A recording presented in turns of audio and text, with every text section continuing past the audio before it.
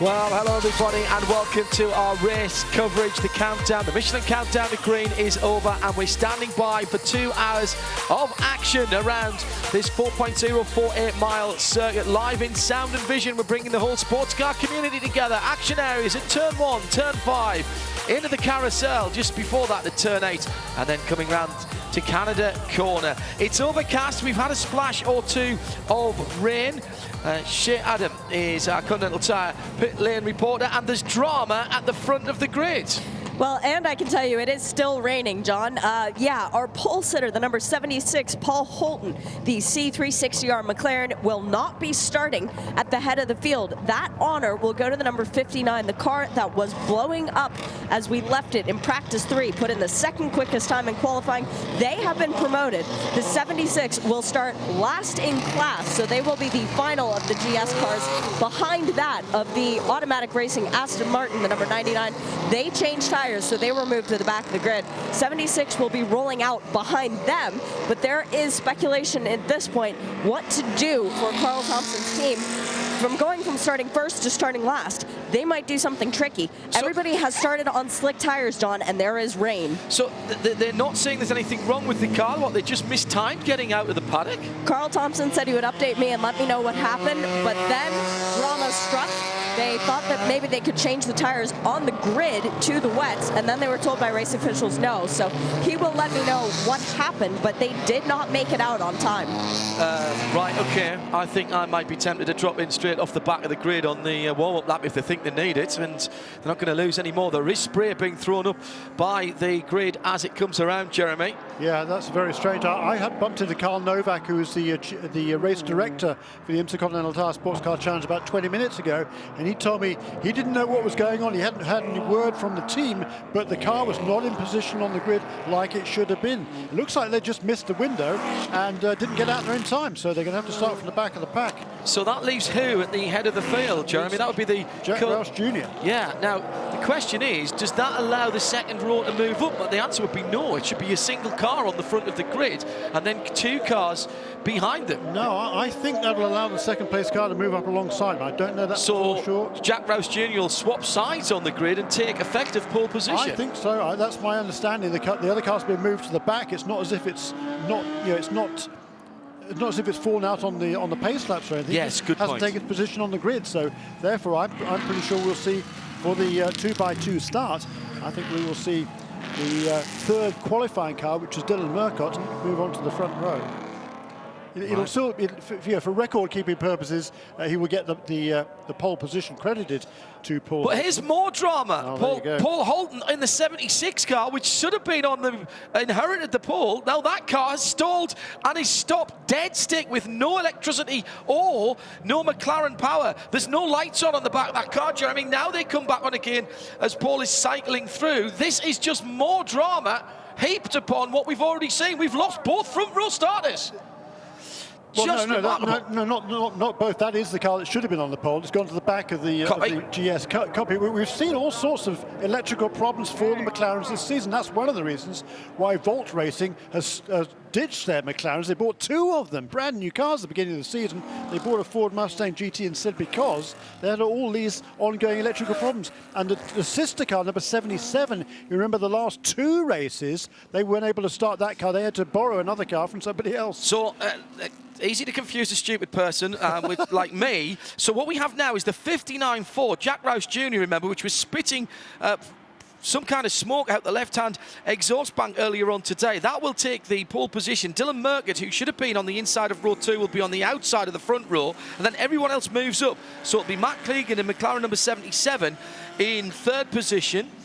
In 4th position, Chris Green in the 69 McLaren. So all those McLarens are moving forward. And it is indeed a 2x2 start. There's 2 hours on the clock. It's damp. There's spray coming up from the tyres. There's gaps in the grid. This is absolutely amazing with cars sitting behind the main pack as they come through. The green flag is being waved. and they're all on slicks from my perspective, they're all on I slicks. believe. Yep. Shea Adam confirming to us earlier on that everyone bizarre. at the front of the field is on slick tyres. Down towards the first corner, my money's on the Porsche, just driving around the outside of the Mustang here. And that is exactly what Dylan Merkert has done. He's done that perfectly, and he's going to pull away from the Ford as they go down.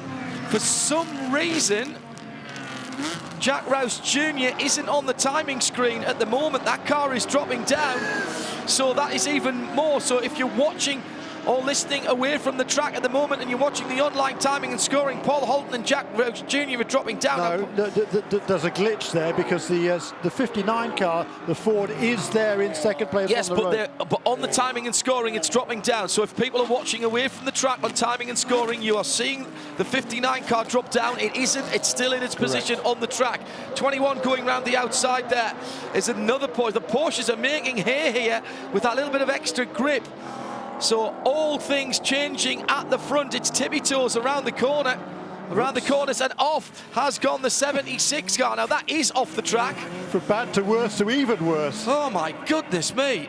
So much drama. It hasn't even got to the green flag yet. Oh, and off. Alan Brynjolfsson's car is off. The 7 car is coming through to turn 13. He's got off to driver's right-hand side. This is a full course yellow. Great news for the man that should have started on pole position. Terrible news. In fact, it's not even that far round. That's terrible news. That's just coming out of the carousel, I think, further round. Coming down the hill at 7. 7 down the way to the Harry Downs area. I suspect he just got on the power a bit too early. Yes, he's hit the wall very hard, and that would be a full course yellow. Great news for everybody who want to get back into position. 76 has come into the pit lane. Shea Adam. I don't know if he made it in before the pit lane closed sign was on, John, but initially before the race even began, Carl Thompson was asking the officials when they could pit the car. It was after 5 minutes. They were told initially, well, the car is in. They do have wet tires, but there's a lot of confusion down here. Very, very odd for our championship contending team that they don't quite know what to do at this point. They didn't know what happened on that first lap. That was a Control-Alt-Delete that got it running again. It was the pit lane closed? Flashes on, Eve. Shea, excuse me. Kind of a moot point because he hasn't even come up to the start yet. Well, here's the thing. The pit lane flashers were on when I saw him, but that was probably about 20 seconds after he'd entered the pit lane. He actually hadn't crossed the line to start. I think that's going to be the issue. Thank you, Shea. So this is confusion and chaos at the start of the Continental Tire SportsCar Challenge. Alan Brynjolfsson has brought out the full course yellow, the halfway around the first lap, just coming out of turn 7 into the Harry Downs area. That what is normally a very quick right-hander. He actually didn't touch the curb or anything like that, Jeremy. He just got on the power too early. He's out of the car. It will go no further. And Brynjolfsson in the Mustang is out. Oh, we've lost the pole sitter. We've lost the 7 car, which was super quick earlier on today. Dylan Merkert leads for Porsche in the 28 machine with Jack Rouse Jr. tiptoeing around in second place. Matt Keegan's up to third in the 77. Matt Bell, interesting opening lap for him as he's had to tame the power of the 57 Stevenson Camaro. By the way, there's a change. No, there's not a change in ST. James Clear was on pole position for BMW. Then the 3 Minis, who are just licking their lips at the moment at the thought of a bit more wet with slick tyres on. They're working around the back end rear side. The wheel is off on the 76 McLaren. He was just making his way around. Now, did he go off? Yes, he did. That was near the end of the lap. Well, that's interesting as well. Locked up the front left wheel completely as he was going across the grass, which I would have thought was difficult with a car with ABS on it. Back end was still driving it forward. Front left wheel was locked up. The left rear wheel is now off the 76 McLaren, and we haven't even had a full racing lap yet, and I've already tired myself out. Jeremy. Yeah, no kidding. And the ST cars, when they came through to take the green flag, they were way spaced out. It was bizarre. Normally, there's a gap between the GS field and the ST cars, fine, but the ST cars had their own side-by-side start. Well, by the time they got up here to the start line, they were all spread out. The number 84 car was well clear of the 73, then the other 2 Minis. That's just been a bizarre start to this race, and you know the weather conditions. You know, it's slippery. you certainly wouldn't say it's full wet. And like I said, I believe everybody's still on slick tyres. Whether that was a factor for the number 7 car, I don't really know, because we couldn't really see from the picture there, the silhouette of the trees behind. Couldn't really see any rain appearing to fall up there. There was no spray from the wheels of any cars out there either. Just bizarre start to this race. 76 is back out of the pit lane. Shea Adam has this Continental Tire pit lane report. They've got a bad sensor somewhere, John. That's causing them a lot of troubles. So electrical gremlins persisting for the McLaren team. Thank you, Shea. Well. Absolutely. If you're joining us, if you're listening on IMSA Radio, don't forget, wherever you are in the world, you can get sound and vision. So if you're not moving around, you're not driving your car and linked on Bluetooth, get yourself over to IMSA.tv or to the live video page over on our sister site at radiolemans.com, and you can see what we're talking about as well as hear it. There's live timing and scoring on IMSA.com as well. And has that fixed itself? Yes, it has. Jack Rouse Jr. is now scored in second place, which is where he has been all the time. I'm sure there was a lot of people panicking when they saw him dropping back as the other. I think what happened was there was a glitch because the two front it was the two front row cars that were dropping back down at the same time. And It's just I've never seen anything like that. So much happening before we even got to the green flag. Bizarre. Anyhow, right, so to reset. Well, we'll reset, and I mean, effectively, nothing's happened other than Dylan Murcutt's driven around and leads the motor race in GS. ST are pretty much as they were off the grid, but we've lost the pole sitter. Let's just go back through this again. The pole sitter, remember, didn't get to the pole in time coming out of the paddock. The C360R machine had captured pole position rather impressively, to be honest.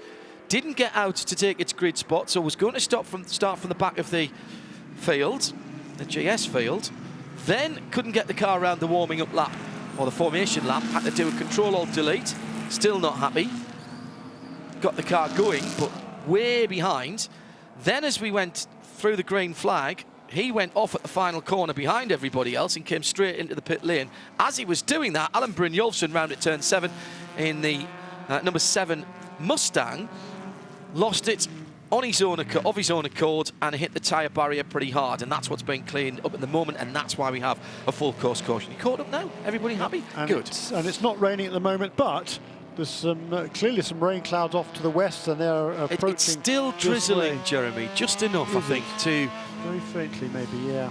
See it on the screen of the 27 Mazda, the onboard.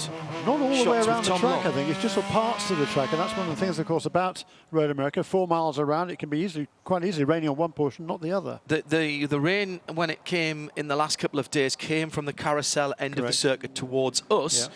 There's a little bit of drizzle on pit lane, Shea has just told me, but I do think it's heavier down by the carousel. One team who'll be delighted about a bit of damp weather is the other part of the C360R, which is the number 75, which is the only all-wheel drive car in class. And it's Ryan Block who started the Audi number 75, and he hasn't had a chance, of course, to get that car up and running. Into the pit lane while the pits, I presume, are still closed, is the 76 of Paul Holton. So this looks like he's made it round. That's good news. Well, has he? He's coming straight back to his pit lane, to his pit box, and pulls in behind the officials.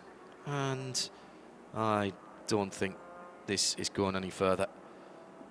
There's no urgency at all, although a wheel gun was coming out over the wall there. Hey, might as well be hung for a sheep or a lamb. We're going to bang a set of wet weather tyres on and send him back out again. Shea Adam, have I got that right? You nailed it, John. The weather today, by the way, is coming in from Canada corner. So we've got a little bit of difference in where it's coming from. And looking at the clouds over there, ew. Is that your official weather report? Ew. I think it's the best word to describe it. Either that or eep. Because, yeah, kind of purpley grey clouds. The safety car, doesn't have any which lights on, is a Corvette for this race. Very pretty pearl white Corvette seems to have its lights out. So looks like we'll be going back to racing this time around. It's still not marginal, but in that sort of area that is changeable weather conditions, and looking for grip, I think, at the moment. I thought Dylan Murcott, by the way, at the start was absolutely superb. Captured the lead in that number 28 Porsche. And he's backing the field up now, as he's allowed to do. The safety car has pulled away and will be heading for the pit lane. So with an hour and 50 minutes, all bar 30 seconds on the clock, we are going to give it another go and see if we can get a lap of racing, which we have not yet had here in the Continental Tire SportsCar Challenge as part of the Continental Tire Road Race Showcase this weekend. Live on IMSA Radio and TV from trackside at Road America. The green flag waved with gusto by Dennis Paul, our starter, and here they come past us. And there they go. Dylan Murcott leads. Great restart from the 21 Porsche. The Krantz car goes past Matt Bell on the restart. Well, tried to round the outside. Didn't quite get that done. Right in behind the McLaren of Chris Green, the 69 car. Here comes the ST field. James Clear leading the minis. Jeff Mosing in the bright orange Porsche in 4th position. Check that 5th position. There's 3 minis there. I didn't see one of them. They were so close as they went by in formation. Magnificent stuff. We've got hiding the other shadow, wasn't it? Well, it was, yeah. Assuredly, they were close together. James Clear, then Jones, Miller, Lamar are the 3 minis. Matt Keegan challenging the Ford on the outside on the main straight, or one of the long straights, hitting the turn 5, makes that pass. Matt Keegan gets past Jack Rouse Jr. for 2nd place. Wow, that was a great move by Matt Keegan. I mean, Keegan's on fire at the moment. I think he's having a great season. Brilliant season. Great season, he really is. It's his first full season of proper racing. Did some club stuff last year, but nothing really significant. Did one race at Circuit of the Americas at the end of last year, but he's driving absolutely superbly, and particularly in this race now. There's the James Clay BMW continues to lead, having started from the pole, but up into 2nd place in ST now is number 52 car, and that is Chris Miller from Minneapolis, making a move to the inside, or looking to the inside in turn 8. Not this time, Chris. BMW versus BMW Mini. Not quite the platform share at the moment, but the new BMW 1 Series will be front-wheel drive and share a lot of its running gear with the BMW Minis. Now the GS field is already through the kink for what is their 4th racing lap that they are on at the moment, 3 completed. Dylan Murcott is 0.3 of a second, a whole 0.3 of a second ahead of Jack Rouse Jr. Murcott will be hoping that this rain continues for a little bit, because he did seem to have an advantage in those in-between conditions that we started this Continental Tire SportsCar Challenge race. 6 cars nose to tail. Oh, Russell Ward in kind of a 35 has made a good move in the early laps. It's Jeremy Shaw and John Hindhaugh in the relative calm weather-wise of our IMSA broadcast centre here for IMSA Radio and IMSA TV, with Jay Adam as our Continental Tire SportsCar Continental Tire pit lane reporter for this event. Through comes the 33 Till Bechtelsheimer, working his way up through the field at the moment. He's alongside his teammate. Remember, that car had to have transmission and driveline looked at. The gearbox and the driveline had parted company with each other. The axle was completely broken. They were worried that a $28,000 gearbox might have to be replaced, but it was fine. So it was quick work by the C.J. Wilson team on that 33 Darth Cayman, the Porsche Fresno sponsored car. And that car out had to start from the back of its class, of course, having not qualified. But with the full course yellow, that hasn't really hurt it too much. That car sitting 4th in the championship as that team sitting 4th in the championship as they came in this weekend. Team Chris behind, teammates right behind. In ST, as the cars have gone through, we've got a Mini leading. Chris Miller got by James Clay. So that's a change at the front there. Just thinking now, I wonder with rain in the air if I might have been tempted to put Damien Faulkner in that car, the 33, in the 35 car he would have had to start, wouldn't he? Yes, because he was awesome yesterday in the wet. Meantime, Matt Bell in 4th, Jeremy, at the moment. Cranston behind him in the 21. Then Green. Lyons just a little bit further back, about 3.5 seconds in the number 3 Aston Martin. And then Till, Bechtel, Scheimer, another 2 behind that. And Till's got the bit between his teeth here. He's doing rather nicely.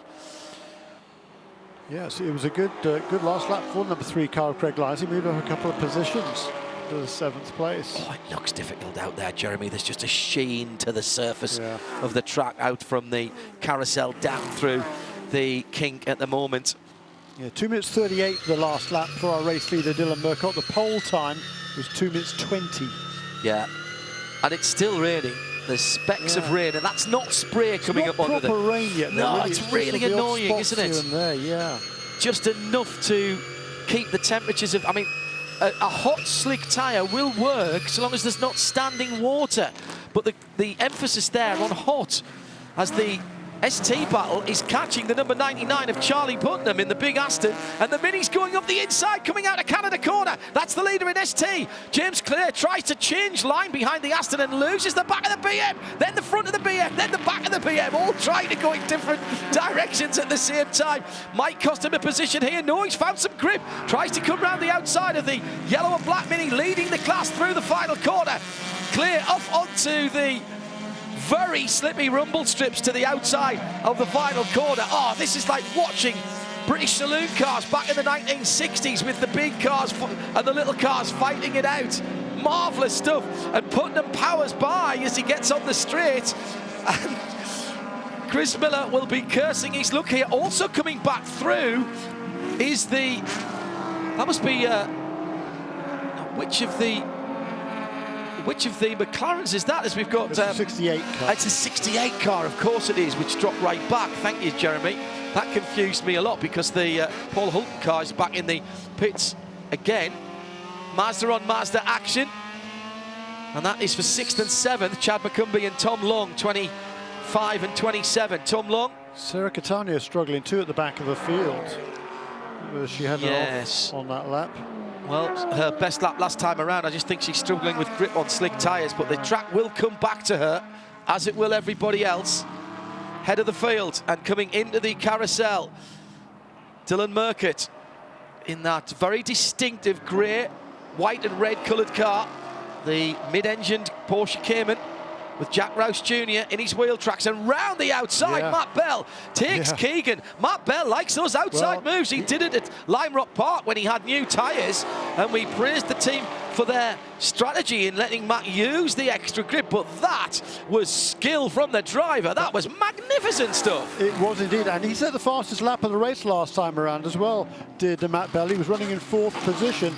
He turned to 1:31.7. It was a good second quicker than the race leader. That's why they all closed up on that last lap, and he's working his way forward. He's got past the McLaren. He's now got the Ford in front of him. So we got Porsche, Chevrolet, Ford, Chevrolet, McLaren, the top 4 positions, and challenging for the inside at turn 14. No, not this time, Matt Bell. Jack Rouse Jr. hold on to 2nd place. Similar colour schemes for the 2 big-engined American, front-engined American cars with the black and red colour schemes, but there's no doubting that there's a Mustang and a Camaro there. And the Camaro, the Core Motorsport Racing, the Core Motorsport Racing car, he was just down the inside for a moment. Matt Bell still holding on to 3rd position. I did think Keegan was going to have a look down the inside in the first of the 2 McLarens that's in the top 5. Well, actually, we've got the top 6 together now, haven't we? It might not be the dirty dozen, but it's the damp half dozen, isn't it, that's leading this one. And it's very treacherous conditions. The fastest car that time around was number 69 car, Chris Green in 5th position. I just think it depends where you are on the track and how much room you've got, how much you get held up by people slithering around. As that is a change of position. Matt Bell has gone down. The McLaren just went round the outside, going into turn number 5, dragged past really on the straight and then made it stick in the braking area to turn 5. And Matt Bell now immediately under pressure again from another McLaren. This time it's Chris Green, and he looks like he's got position up the inside. No, he goes to the outside, then the inside. Yes, he's gone through. And here comes the Porsche as well. Has has the Stevenson car got an issue there? It's lost 3 places in relatively short time. Yeah, I mean, the McLarens are super fast on the straights. We've seen that all weekend long. They've got a 4 or 5 mile an hour speed advantage over most of the other contenders here. Meanwhile, in ST, number 52 car, Chris Miller must have made a mistake on that last lap because he's dropped all the way down the order to, oh no, where he is, 12th, 14th position. So the leader... So James Clay that leads once again in number 84 car. Yeah, by all of 3/10 of a second there. What an intriguing battle at the front of the field. Leading pair have got away. And whatever was ailing Matt Bell, if it was anything, seems to have cleared up because he's got back up a position again. No. Oh, he's going to lose it again here. The 21 car looks to the outside. I wonder if he's got a gearbox issue or something like that, Jeremy. I mean, you can't miss gears nowadays. You can't go through, you know, if you're missing third, you can't shift from second to fourth very easily. You've got to go through the broken gear. Yeah, they've all got sequential boxes these days, paddle shifts. Chris Green fastest that time around the 69 McLaren, 2:29.1, but still way off a time. Matt Bell watching the back of 2 McLarens getting gradually smaller as he drags up the front straight. They are side by side, making a huge hole in the air, but even with that, Matt Bell can't live with them. And at the head of the field, Jack Rouse Jr. looks to drive us right into the first corner. He's got position on the Porsche, but the Porsche will break slightly later. Dylan Merkert gets through, and that was so close behind them as well, as Keegan and Green were battling it out, and Keegan goes up into third position.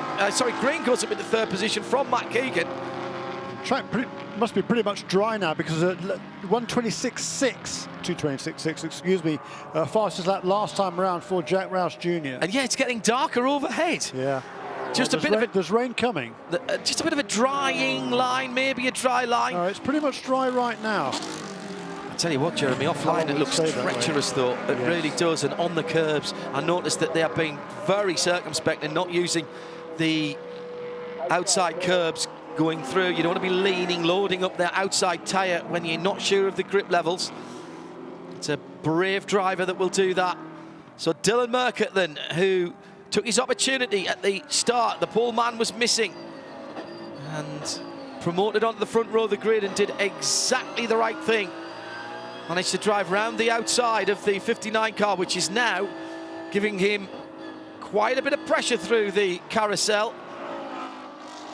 Yeah, they're leaning on those cars through the carousel now, Jeremy. It does look as though it is pretty much dry.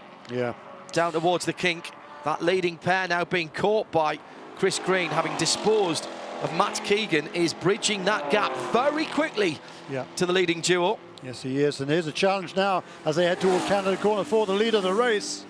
He's got to go the long way around the 2 kinks, but the big Mustang seems to have the ponies. You'd expect that, and does make it. Lovely piece of driving. Merkert made it hard, but was absolutely fair there. Yeah, he left the door open on the inside. There should be more grip on the outside line there, but he forced Jack Rouse Jr.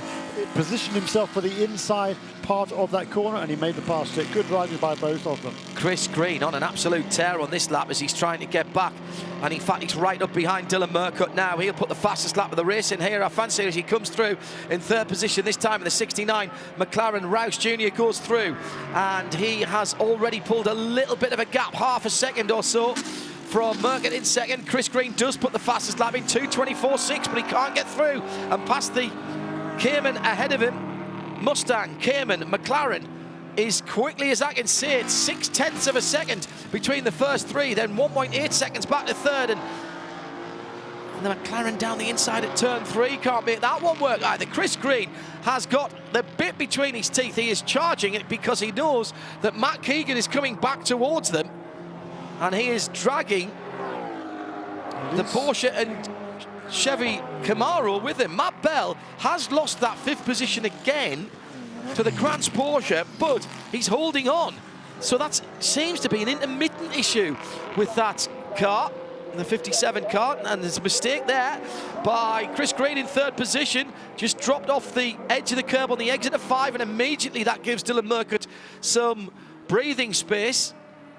And what it also does is let Matt Keegan get right in behind Green. Matt Keegan's just put the fastest first sector of anyone in the race in. This is brilliant stuff, Jeremy. It is, and just about everybody has set a fastest lap of this race, except for our race leader, funnily enough. Yeah, brilliant stuff, really is. We always get plenty of action in the Continental Tire SportsCar Challenge. But if you want to turn up the action level, all I say is just add water. Yeah. It's always the case. ST leaders coming down towards Canada Corner, coming down towards turn 5, excuse me. And it's still James Clare and Derek Jones. They've pulled about 3 seconds from Jeff Mosing, who's worked his way through the other Minis and Mazdas. And the 56 Porsche championship contender in 3rd position. Lamara, McCumbee, Long, Stone, Galante, Belloc and Miller, or if you prefer, Mini, Mazda, Porsche, BMW and Millie. So Chris Miller, who was right up there, dropped down to 10th there in the 52 car. I mentioned that a couple of laps ago. He must have had a spin somewhere and rejoined a long, long way down the order. I'm not surprised with what was going on there, quite frankly. He's working his way back up, though. He's past a few cars. Past several cars, actually. It's starting to get a bit drier out there. Let's see what the lap times are happening. It's about as dry as it's going to get. It's just difficult to build any heat into these tyres right now, I think.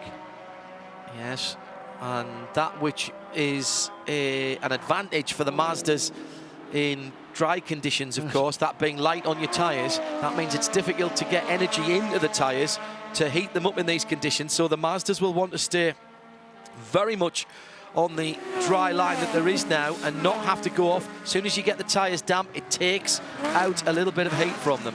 Yet another car has set the best lap of this race. This time it's number 21 car of Moritz Kranz, making his debut in the Continental Tire SportsCar Challenge.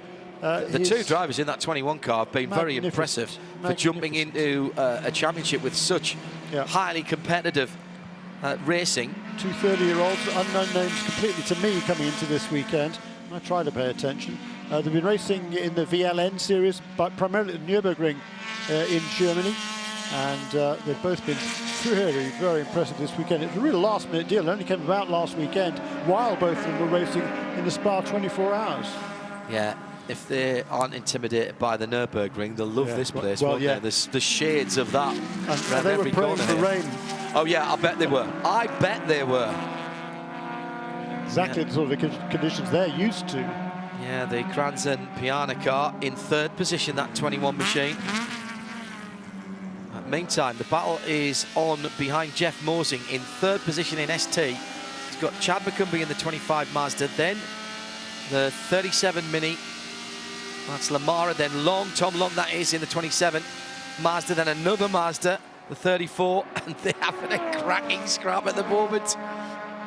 Oh, they're going to be telling these stories for a little while. We've got 3 weeks till our next race, which is the GT Festival, effectively for IMSA at VIR, Virginia International Raceway. And Continental Tire playing its part there as well on that. Another beautiful parkland circuit. What a run into the end of the season we've got this year. We've had classic tracks at every single event since the Le Mans break. The Glen Continental Tire Motorsport Park, and then down to Lime Rock for the GTs here at Road America, VIR, Mazda Race Laguna Seca, and of course we finish up at Petit Le Mans at Road Atlanta. That's not a bad end of the season, those tracks, is it? Goodness me. Great run for the 25 Mazda.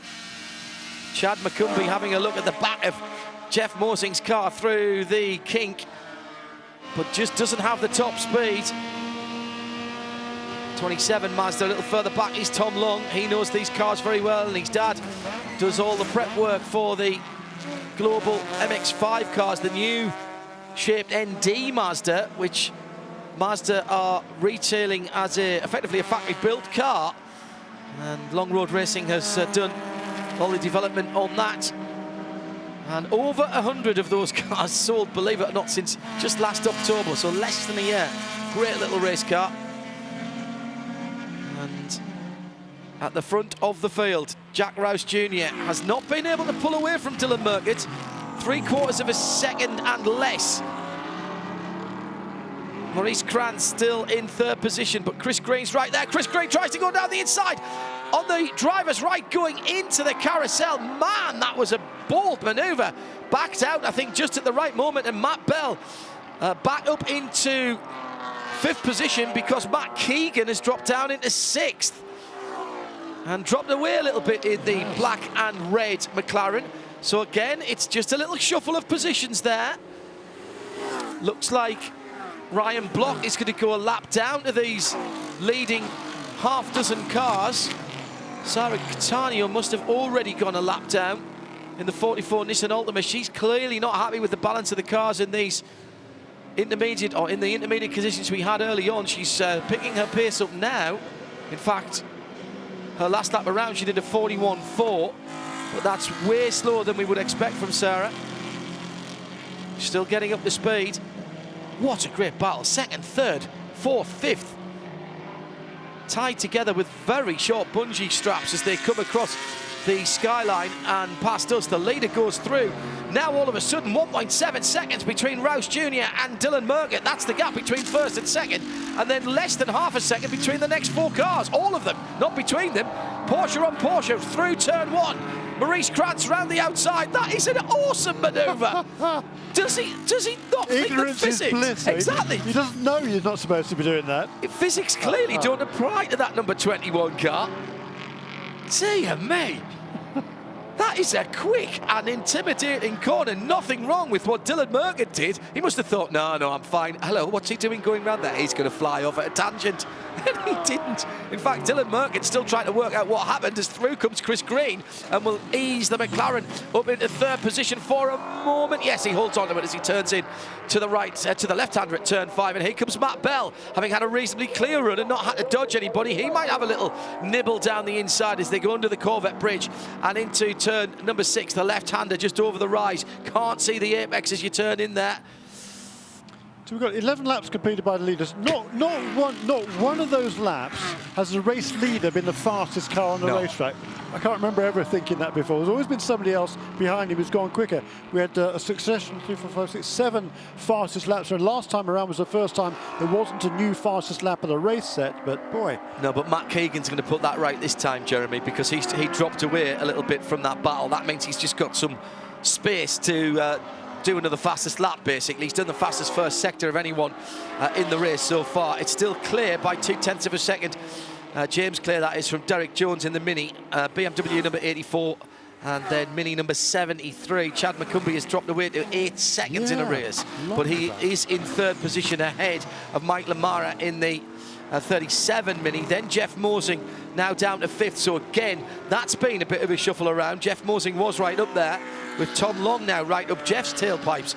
And don't forget, that's a championship contender there, that number 56 car. Yeah, Matt Bell on a bit of a charge now. He's back up in the 4th position ahead of Chris Green. Every time I look at the timing screen, something's changed. Yeah. Number 21 car, that's the car to watch, isn't it? Really is. Maurice Krantz.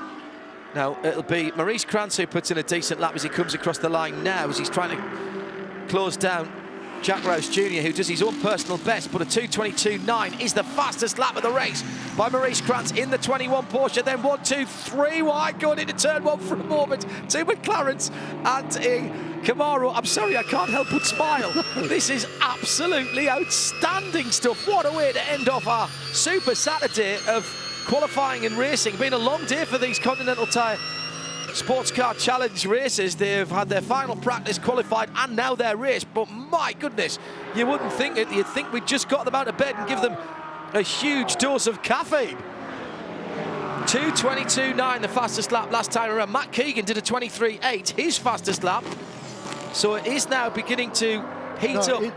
Yes, that's exactly right. That's the point. Yeah, you're right, because it's certainly completely the track is bone dry. Oh, touch between the two. Sorry, Jeremy. Touch between 77 and that is Matt Keegan, who is on a bit of a tear at the moment, and he's elbowed and pushed and cajoled his way through past Chris Green. That's a new 4th place, and Matt Bell is now back down to 6th. Yeah, it's odd how Chris Green is going up and down the charts. I mean, well, they all are, Jeremy. Matt Bell's the same. He's been down to 6th, up to 4th, 3rd at one stage. But it was just a little hip check there. Came out of 5, and it looked to me as though Chris Green just made a tiny mistake in the 69, ran over the curb, and that meant he couldn't get on the throttle quite as early as he'd like to.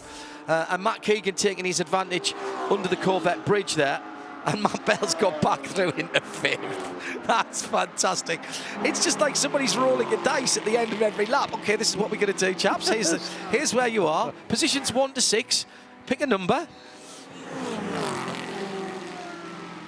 The 69 left-hand mirror, eagle eye from the pit lane. Shea Adam has noted that the rear view mirror on the left-hand side, a very pretty blue colour, like almost a baby blue colour, is now pointing directly out. So, and I saw that. That was actually when they went up the hill towards 6 on that last lap. Exactly. Those 2 cars did make a little bit of contact.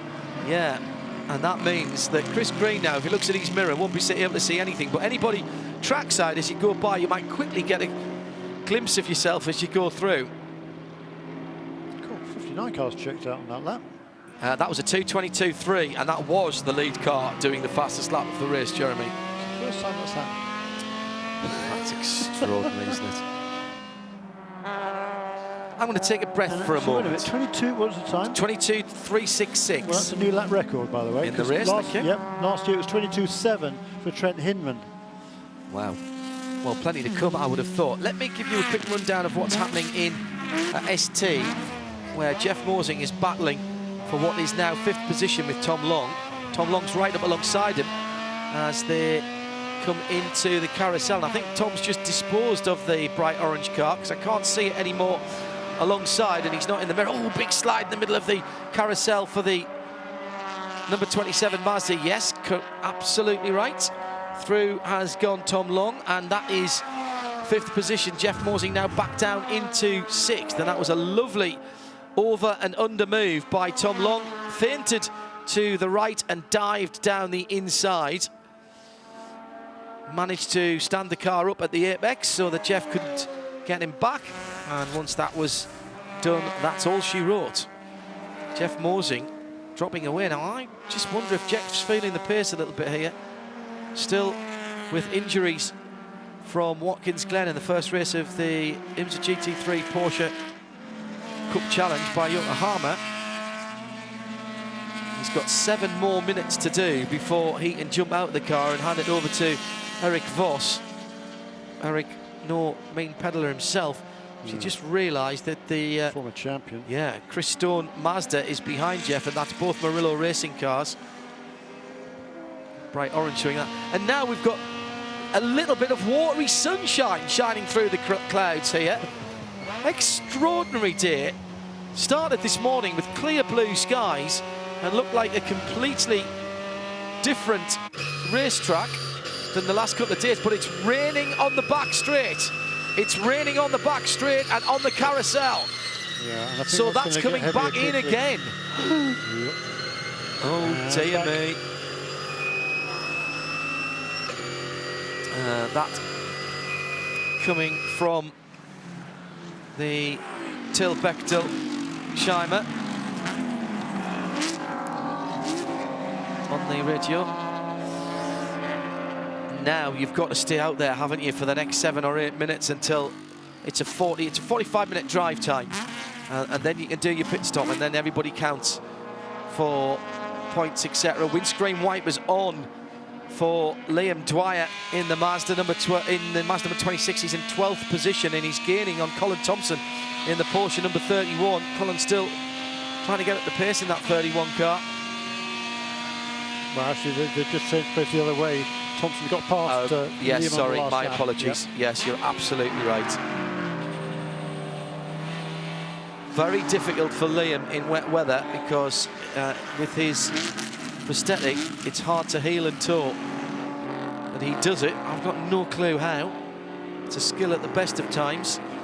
But you have to be able to match your gear change revs to the road wheel speed. Otherwise, you start looking up the rear wheels on the downshift, and in wet weather conditions, that can be coitons. You talked about a few spots of rain. Well, nobody told Matt Keegan, apparently, because he's just got purple in Sector 1, which is the fastest sector time of this race so far. That is the driest part of the track right now. Yeah. The rain's coming in from the other side. This is one of those days when you just, as a team manager, you just keep sticking your head out from underneath the awning and going, what's it doing? Forget the forecast at the moment. It's the nowcast that matters. The golden rule here is you go with the prevailing conditions, because for every time that you gamble and get it right, there'll be 3 or 4 times that you gamble and get it wrong. You can be made to look a right loopy-loo if you're not careful. Jack Rouse Jr. has all of a sudden disappeared up the road to nearly 5 seconds for Maurice Krantz in second place in the 21 Porsche. 59 Ford from 21 Porsche. Dylan Merkert still hanging on there, Jeremy, in third place, but 1.5 seconds back from the second place Krantz Porsche. I think Krantz must have had some problems getting past the slower traffic on this lap. Matt Keegan struggling, having done that really fast first sector, not a great second sector, and Matt Bell was right up his tailpipes indeed.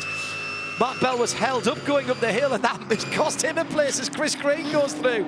It's amazing how tight this is. The leaders in traffic coming past Chris Miller in the 9th place ST Mini. ST Class Mini. Oh, man. Everyone's going to have so many stories just from this first stint. The bar at Siebkins is the place to be tonight, I think, for a nice glass of something refreshing. And sitting with the racing drivers as they say, yeah, and then I did this and then I did that. The hands will be all over the place. There'll be a lot of opposite lock movements and sideways and shimmying.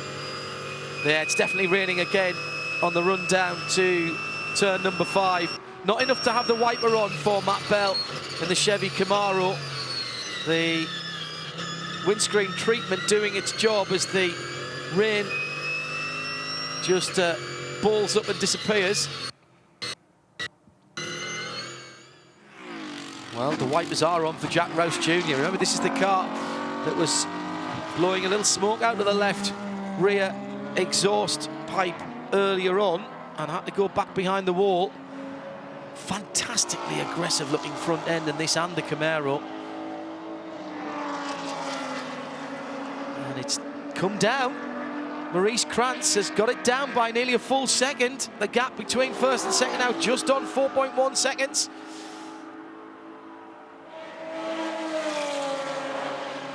Meantime, Maurice Krantz blocked out, and that's why the gap had come down, because the leader had to go through a battle of ST cars.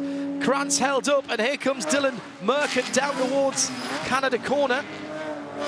They'll go in on 2 entirely different lines. That battle that they've just gone by was Nick Gallant and Chris Miller, wasn't it, for 8th and 9th position. Gallant in the RS1 Porsche, the 17 car, with the purple coloured wheels on that car. Very fetching. Racing for Alzheimer's awareness, the 17 RS1 Porsche, another great cause. Great to see so many of these teams supporting worthy charities. And it's 1, 2, 3 across the track, almost 4 across the track. It's down the inside of the start-finish line comes Chris Green and tries to drop it. He's getting right up behind Keegan again. Every time you think somebody's made a break, there's a bit of traffic, or sometimes somebody makes a mistake, or somebody else does a really quick lap. Matt Bell shuffled back down to 6th again, but still only 12.5 seconds away from the leader. Then there's a big gap, but Till Bechtelsheimer, remember, had to start at the back. He's worked his way through to 7th position in the 33. Yeah, half a minute though behind that gaggle of cars ahead of him. Yeah, good point. More than that, actually. It's almost time for pit stops if you're going to stop early. 90 seconds, less than that. 80 seconds now, as there's that battle. And it is raining very heavily now on the far side of the circuit, going down towards turn 8 at the bottom of the Hurry Downs and into the carousel. The rain is coming down noticeably heavier now, and the wipers have started to go on from everybody. Yeah, this is really what you've got to keep your wits about you. You can't, it's going to be too... Actually, by the time these guys get around, it might be okay to make a pit stop. There might be, these guys might be okay to come in this lap if they want to. But they're probably going to want to wait until it. Do you want to wait until it really starts raining, or do you want to preempt the rain? That's a tricky call, because if it doesn't rain, I think I'd want to do one more lap, Jeremy, and see how wet it was on the other side of the circuit. Looking across the west, which is where this weather is coming from, it's going to rain pretty hard pretty soon. Shea Adam down in the pit lane. We are trying to second guess the weather here. What are the teams doing? Well, I agree with you, John. It's about to rain really hard. It's even starting to rain pretty hard on the pit lane. But the number 44, the CRG I Do Borrow car, they have Owen Trinkler up on the wall. They are waiting to wave in Sarah Catania. And Owen actually just got off the wall. He noticed that they have slicks ready to go on the Nissan. And he's saying, guys, we might want to put full wets on, because they're going to go out on cold slicks. Yeah, that's a very good point, Shea. Remember, no tyre warmers here. So you've got to try and get up to temperature. We've got a problem with the 37 Mini. And that car is going very slowly down the front straight now. He is being passed quite easily by the GS hordes that are going through, but he's not up to speed. Down into the first corner, the right-hander. Insanely quick entry to that. And here comes Matt Bell to put a lap on that 37 car. Staying out of the way. Trying to look to see if there's anything obvious there. There's a problem with the Mini. I can't see it. So we are inside the pit window now. Anytime from now on, you can come in and change. The 45 minutes are up for your driving time. Cameron Castles has just done his fastest lap of the race in the body motion Porsche. Remember, these are the guys at the sharp end of the championship. It's the worst conditions we've had, and Cameron Castles is getting used to it. Well, and I mean, that was quicker than anybody else. Well, except for the race leader, who was a tenth of a second quicker. That's a remarkable lap from Cameron Castles. Honestly, it's where you are on the racetrack and which way the wind's blowing, isn't it? It's just remarkable. 17 and 52 are battling for position. Down in 8th and 9th position, Chris Miller and Nick Gallant. They've swapped, I think, at least once or twice every lap in the last 3. Not necessarily changed at the start-finish line. They're side by side through the left-hander at the top of the hill and turn number 6, and the Mini gets the grip round the outside. And through goes Chris Miller again. They're having a good fun. You see, this is why I do like this type of racing. BMW Mini, front-wheel drive, front engine, transverse, of course, against the mid-mounted flat 6 engine of the Porsche Cayman. Not obvious race mates, those, are they? But they're putting on a great show at the moment. Number 76 car just came past, by the way. That was a pole sitter that didn't. The pole sitter that didn't, yes. He is 3 laps off the lead at the moment, Jeremy. No, he's not. No, he's more than that, isn't he? He's just completed 3 laps. Oh, yes, 12 laps off the lead. I must learn to read a timing screen. We'll probably get that sorted in the next 15 or 20 years. Yeah, so Paul Holt back out there. And unsurprisingly, he's lighting up his timing screen in blue as he's just getting up to speed in that car. Matt Bell, 6th position, right behind Chris Green as they go across the line. Coming out of the pits there, Stephen Simpson has taken over the 54 BMW from Michael Johnson. Now, I didn't see what tyres. Back on slicks for that car. In comes Sarah Catania, the 44 car. Lap off the pace. Lap off the overall lead. No, in ST she's fallen. Oh, has she? Yes. Right, okay. And in goes the lifter jack on the front. Shea Adam is watching this. They are going to do a front tire change only, and they are staying on slicks. So Owen is going to have his work cut out for him, because this front-wheel drive car is not going to have a whole heck of a lot of grip when he goes back out. The rain has stopped falling as hard, but it is still coming down. And they are scuffed rubber, at least. So that helps. But still, that's not going to be much fun for Owen Trinkler. And now he is good to go. The fueling is done. And Owen blasts out of the pit lane. An hour and 16 left to go. Thank you, Shea, for that Continental Tire pit lane report. An hour and 11 minutes to go. Can he go the whole distance there? That's what he's hoping for, isn't he? And a bit of, maybe a little bit of yellow help to get a lap back on his own leader. I'd have been tempted to wait one more lap and then put wets on and hope it rained on the next lap, because I think it's coming. I mean, it's already a lap off the pace, so he's now, if when it does rain, he's going to have to come in and change onto wet weather tyres like everybody else is. Yeah, true. But if he'd gone out now and pushed hard, he'd have probably routed those wet weather tyres just a few laps on the dry track. So it's damned if you do, damned if you don't. Charlie Putman and Russell Ward having a great scrap down at the Turn 5 area, and Cameron Castles is the beneficiary, because as they were fighting, Cameron Castles did a great move in the number 12 Porsche. Cameron in 12th position, a minute off the lead. Again, remember, these championship contenders, the 12 car, leading the championship, aren't they? The 12 cars. By just 5 points coming into this weekend over both the pole sitter that didn't and the Dylans, Murcott and McAvern, who are currently running in the third position. Well, I was going to say the pole sitter that didn't, the 76 car, they're out of contention for any good points this weekend. They'll try and get points for finishing, and anybody who drops by the wayside, they are 13th in GS at the moment. They'll get ahead of Alan Brynjolfsson, of course, who didn't complete a racing lap in the number 7 car, having hit the wall at exit of turn 7 on the first lap, which brought out the full course yellow.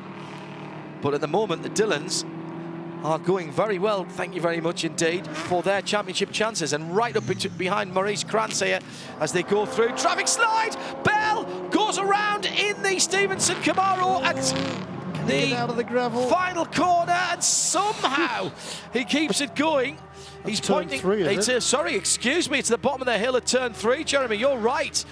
Now, he did a very, very sporting thing there. He held onto the car and got it out the gravel, and then immediately waited until the gap came. He didn't just rejoin, and I think that is fantastic sportsmanship from Matt Bell there. It's cost himself some real estate, but his car isn't damaged. Did he just get eased onto the grass? Yes, he did. There was a touch. By the leader, in ST. Yeah. Who was defending himself and his position from Derek Jones. Matt was coming round to give him a lap, or put a lap on him. But fair play to Matt Bell. Did not pull out right in front of Tom Long and Chris Stone in the Mazdas. And he's got going again in the Stevenson Camaro. All is okay, I think. There was a slight touch, I believe. The right front of the Camaro coming into contact with the left rear of James Clay's BMW as he eased across to the left-hand side of the track and left Matt Bell really with nowhere to go there. Down to the pit lane, Shea Adams, some news from the pits. Well, Sarah Catania's day just got a whole lot better. She got out of the car and got a big hug from her boyfriend, turned around to notice that her mom was here, and then Jason was down on one knee when she turned back around. So congratulations to Sarah Catania and Jason, newly engaged. Oh, so she did say yes then, that's the main thing. Well, she's wearing a ring now, so yeah, I'd say she said yes. I'll take the ring and think about it. Exactly. That wasn't one of the answers, was it? No, that one. I might use that one now, John. Yeah, very good. He smashing stuff, sorted that out with the team, kept it very, very secret. We've been sitting on that one for a couple of days. Number 21 car was on pit lane. Into the pit lane, Maurice Krantz comes in for what should be a regular even pit stop. Shea Adam is there. It should be a regular pit stop, John. They are doing a driver change, so it's Gabrielle Plana who's getting into the wheel into the 21 to take over behind the wheel, and they are doing a 4-tire change. They are staying on slicks, but they are sending Gabrielle out on stickers this time. So unlike Owen Trinkler, these tires have never seen the pavement of Road America before, and now we'll have to see what Gabrielle can do. Right, okay, well, we've seen what Gabrielle can do in the early runnings here. We've been terribly impressed with both Maurice and Gabrielle's form on a track they've not seen before. Owen Trinkler, by the way, back out and immediately setting some quick times in the Nissan number 44, new set of, or scrubbed set of Continental tyres on the front of that car. And Owen Trinkler will be set on full attack mode now. He knows what's just happened in the pit lane. He was keeping the secret as the rest of the team were, so he knows that Sarah, his teammate, is now engaged to be married. And He wants to get as much time back as possible, I think, on that car. So it's all going to start changing around now. At the front of the field, Jeremy, what I fancy is that those in good positions, probably the top 4 or 5, will be hanging on as long as possible for their pit stops to see if the weather makes its mind up what it's doing. Yeah, absolutely right. And the raindrops we saw a little while ago clearly dissipated because there were 3 drivers set their fastest laps last time around. Number 33, Till Bechtel, number 99, Charlie Putman, and number 35 of Russell Ward. Yeah, Bechtel now up to 6th position and got 8 seconds or so between himself and Matt Bell. That would be 5th. Matt Bell, however, has dropped back from that bunch ahead of him, having had that spin at the bottom of the hill at turn 3. Great run by Jack Rouse Jr.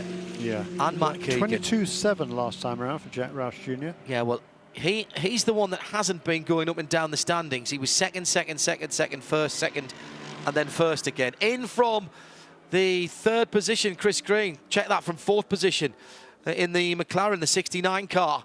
The white, black, and with that electric blue or baby blue. I wonder if they'll put that left-hand side door mirror right as well. Shea Adam has this Continental Tire pit lane report. That's the part of the car I'm most interested in right now, John. They've got sticker tires to go on the 69. Jesse Lazaire is already at the door. He pops it open because it is a gull-wing style door. The mirror is still facing out. It is still facing the track as Chris Green jumps out, throws his seat insert across the wall and actually hits a team member. They are still doing the tire change. One gun for the McLaren, since they have a center locking wheel nut as opposed to the 5 wheel nuts of everyone else. Chris Green still belting in Jesse Lazaire, fueling still going on. I think Chris would notice the door mirror more than anyone else would have, so we'll see if when the door goes back down, he nudges it back in the other direction. They're having a bit of trouble getting Jesse strapped in because normally the door would be down by now. Driver change still going on. The wheels have all but changed. The fueling is still going on, but the door is not yet shut. The fueling is done, and they have lost time because of the driver change, still unable to complete this pit stop. The mirror was put right by one of the crew members as Chris Green lowers the door and walks calmly around the back of the car. It still has yet to leave its box, though, John. This is drama for the number 69. Now he manages to get it moving again, as we also have a Mini and a little bit further down. But for that 69, that was a disaster pit stop. Yeah, the Mini was the 37 coming in, Shane. Meantime, while that was going on, there's been a huge battle for a lap and a bit. 2 Mazdas, the Tom Long 27 car and the 34 of Chris Stone. And Tom Long just goes off the circuit there. There were bump drafting and all kinds going on there around the circuit. And Tom Long in the 27 car succumbs to the pressure and drops back a little bit as through goes Till Bechtel. I think he'd be quite pleased, actually, that those 2 guys split up. The 34 of Chris Stone. Now, I don't think there was a push there. No, there wasn't. There was just a slide for Tom Long. They had been having a cracking scrap, Jeremy. Chris Stone had closed up quite a margin to catch up with that car and then went past to claim that position. Yeah, Chris Stone driving very well in that bright orange Merlot Racing Mazda. 3 Murillo cars in ST, 2 Caymans and a Mazda, all 3rd place car in the pits. By the orange. Dylan Merker, yes, comes in the 28 car. It amazes me that there are people putting in their fastest laps at this time. Chris Lyons just put his fastest lap in a couple of laps ago. Till Bechtel put his fastest lap in. Because they are uncertain conditions, at least. I suppose you've just got to drive to the grip that you can find out there. 2nd place in ST, also on pit lane, the Mini number 73. And Cameron Castles must be due in because Trent Hinman is on the wall. Shea Adam, 28 in its box until Bechtel comes in from 5th. There are sticker tires going on the RS1 Porsche. They have fuel already going on, and they are completing the left sides, working on the right sides. Driver change is done. Dylan McIver now behind the wheel, so Dylan Murcott's time is done. Till Bechtel ambles down the pit lane on the pit lane speed limiter, which seems slow, but for the drivers, for us standing on the pit wall, it's quite fast. Mark Miller, it's Miller time, jumps off the wall. They have scuffed rubber going on that car. It is slick as well, though, and the 35 comes in of Russell Ward. Damo Faulkner debuting his new helmet colors. He also has scuffed rubber going on that car. So Continental tires for the 33 and 35 CJ Wilson cars, they've seen a couple laps around this track before, but nothing too bad. And as I say that there are slick tires going on, the rain starts to fall again on the pit lane, so just can't win so far today. Pit lane is only occupied right now by 3 Caymans. The one MR leaves, the 2 regular ones stay. Cameron Castle's doing a brilliant job. He's coming to the end of his stint, Jeremy. He's just done his personal fastest lap of the race again, and that's 3 or 4 in the last half dozen or 8 laps I've seen from Cameron Castles. And the leader's on the pit lane. The leader breaks down to the pit lane speed limiter, and the Core Motorsport, that sort of very menacing grey colour at the front, very aggressive as well. Here comes the Mustang with all the louvres in the bonnet. The 59 car shares on its way to you. It is, sorry, slight finger trouble there, so getting the switch to turn back on. Everybody is signaling because the leader is on pit lane, so although other teams are up on the wall, their pit boards had to be re-raised because the 59 gets priority. Jack Rouse Jr. out of the car, and it is now time for Dean Martin. He was telling me on the grid walk, just all the electrical issues that they've had. It's a bit like building a Lego. When you put one piece in the wrong spot, it throws everything else off. Well, that's what had happened to the 59 car at Lime Rock the last time out. They sorted all those problems, though. They're feeling good about their time here. The 77 is also in. That's Matthew Keegan behind the wheel, and his right-hand mirror is turned in. So both of the McLarens having mirror issues from their contact together. Although for Keegan, he would just look over to the right and see himself. Nico Ronde is getting into that car, and Matt Bell is also into the pit lane in the number 57 as Matt Keegan finishes up his pit stop and handing over to Nico Ronde. So Ronde will be in from here on out. Robin Liddell getting into the Stevenson car. They do have sticker slick tires. They also have sticker wet tires up on the wall, but they are not being utilized as of yet. That's the side of the 59 leaving, John. 99 Aston Martin was about to get a mechanical flag, the black and orange, the meatball flag as it's known over here, but it's ground to a halt on the outside of the circuit before it could get to the pit lane, and it's spewing smoke out of the back of it at the moment. Now, what will that mean? Is that going to close everything up? Owen Trinkler, by the way, just done a 2:33.0, having taken over the 44, and that is right up there. In fact, there's only a couple of cars quicker than him in the whole class. I'm not even sure there is. Yeah, James Clay, you're right. One. Yeah. So Owen proving the pace of that Nissan. It has got drier. Now they come through. He's got ahead of Ryan Block in the Audi. So what happened to the Aston Martin? It's coming down to Canada corner, and Ryan Block had the Aston behind him, did he? No, hang on. Oh, that's a big lock-up by the 68 car, and that was a bit of a mistake, quite frankly, from Kenny Wilton at 12th in GS, and he forced Ryan very wide there. No contact there, but only because Ryan had his wits about him and was able to pull off onto that new runoff area. It's not that long ago, Jeremy, that there was gravel all the way up to the edge of the circuit at Canada corner, and they would have both been in the gravel there. And another braking problem for a McLaren. Is that the same car? Oh, he's gone right through the turn 5 chicane and back into the paddock. And I think, well, I think that was the same car, wasn't it? The 68 of Kenny Wilton. Yeah, he's gone straight through. So braking problems, maybe ABS braking issues there on that car, because he was locking up the front wheels. Very odd. That's 2 McLarens we've seen with that issue.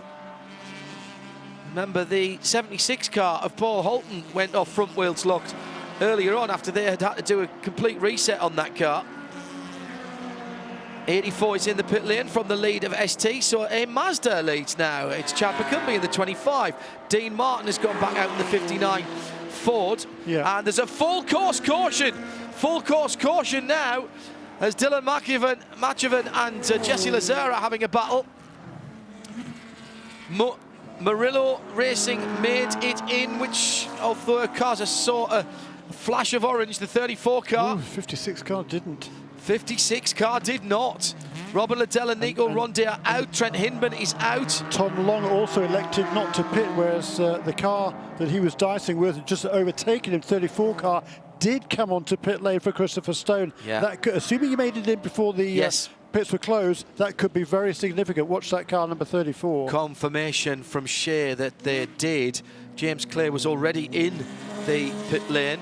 Now, Owen Trinkler has done his stop, so he might get a little bit of an advantage here. Depends where he is on the circuit. By the way, Gabriele Piana just did the fastest lap of the race last time around. Sorry, his fastest lap of the race last time around, 2:22.4.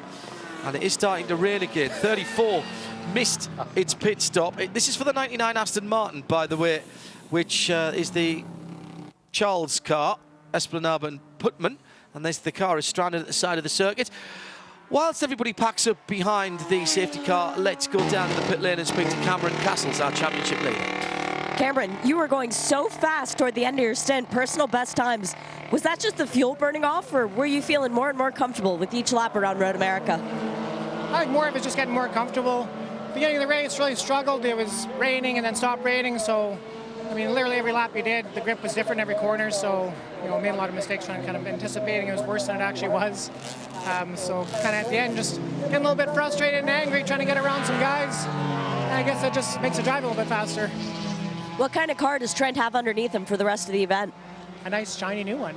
Now, it's in great shape. I'm sure the kid will do absolutely phenomenal like he always does.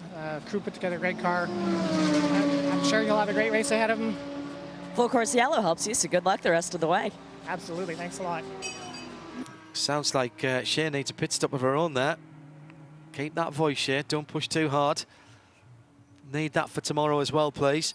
So full course yellow with 55 minutes to go. Yes. Any worries that the early GS stoppers had about going to the end, I think have just dissipated. But the problem will be, how wet will the track get? It's very grey overhead now, and it looks like there's an awful lot of water in those dark clouds, very low at dark clouds as well. But as I said before, if you're in a good position, Jeremy, you can't gamble. What you've got to do is just go with the prevailing conditions. It's turn 7, by the way, that the Aston Martin stopped. He was way off the track on the outside. It's a shame he couldn't have got to the other side and pulled it off, because there is a gap in the wall there, which is where he's been towed to immediately. This is great work again by the track services crew. And this will be a clear track very quickly, but we will have to cycle through the pit stops under the yellow, which means he's being towed back through the campsites. One or two of the spectators here getting a rather closer view of an Aston Martin V8 Vantage GT3 than they were expecting. So we'll have to cycle through. It'll be GS cars first and then the ST cars. Now, Chad McCumbee, Tom Long, so hang on a second, 24, 25, 56, 17, 81, and 73. The top 6, check that, the top 5, by my reckoning, in ST have not stopped. Everyone at the sharp end of GS, i.e. the top of the field, has stopped. So, oh, there is a pit stop out of line. I'm not sure, is the pits open, Shea? Ari Bullock has just come in. Bullock has just come into the pit lane out of 4th position, and I'm not sure that the pit lane was open there. He's dived in straight away, though. Is this emergency service? Exactly, emergency service. Did not have enough fuel to make it around one more time. No way. And just to give you an update, if you look behind pit boxes 7, 8, and 9, which are the Action Express ones for the IMSA WeatherTech, you will see a very, very damp ground. A water main has broken behind these pit boxes. You are kidding me. Nope, so for RS1 and C360R, when it rains, it pours. It really does, well done.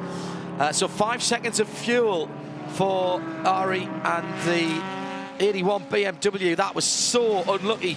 They've dropped out of 4th position, and they will have to make another pit stop at the end of the pit stop cycle when the green flag comes out again.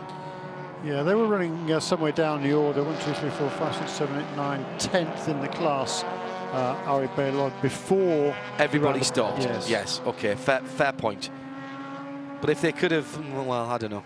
Yes, they would have still lost ground, wouldn't they? If they could have stayed out there and done a Not really. yellow flag pit stop? No, they would have still lost ground. Yeah, they've still gone to the back. You don't get a full lap here because of the length of the lap. Yes, okay. So the wave by going on at the moment. Let's see if everybody gets that right this week. The 18 car, Aurora Strauss. Am I supposed to be going? Am I not supposed to be going? Sitting out to the right-hand side, but then didn't go. Now has gone. So checking back with the team. Smart work. Going all the way down the driver's right. Harvard class of 2022, says Shea Adamibite here. Smart young lady. And heading around to get a lap back. I'm just trying to see where the 44 was. Owen Trinkler. I wonder if they got their lap back as well, because he's behind Aurora Strauss. So probably not, because not the number 56 car hasn't yet pitted. So we have to see where they are. The 56 car. This is going to be bad news for their championship aspirations, by the way, because they are going to go to the back of the train once everything is organised here with the pass around, because with the overall race leaders coming into the pits, that allowed number 25 car to get back on the overall lead lap. I think actually the 27 car as well, but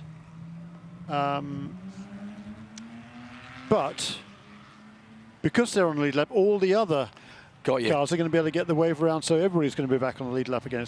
It gets a bit complicated now, but trust me, all will become clear. I'm saying nothing until about the pit stops, Jeremy. Because our timing 4 just got a wave around. I don't think it probably should have done.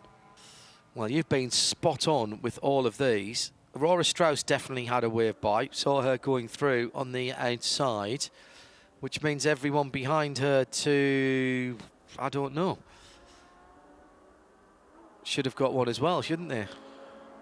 Yeah, here we come now, the rest of them. Now we are here. Oh, problem for the 25. It's going very, very slowly. And that is Chad McCumbee. Ooh. And is he out of fuel? He might well be. Is he out of fuel? It's coffee. Both of them are. No. I know what's happened. They are waiting for the safety car because they got ahead of everybody somehow, because they've been scored. 25 and 27 are scored leading the race. So somehow they got ahead of everybody. That's right, because when the overall race leaders pitted, they got back on the overall lead lap. So the 25 and 27 are the two cars that didn't want to get the wave round. So I think. Well, let's see if the 25 car picks up its pace once the GS field has gone through. Yes, it does.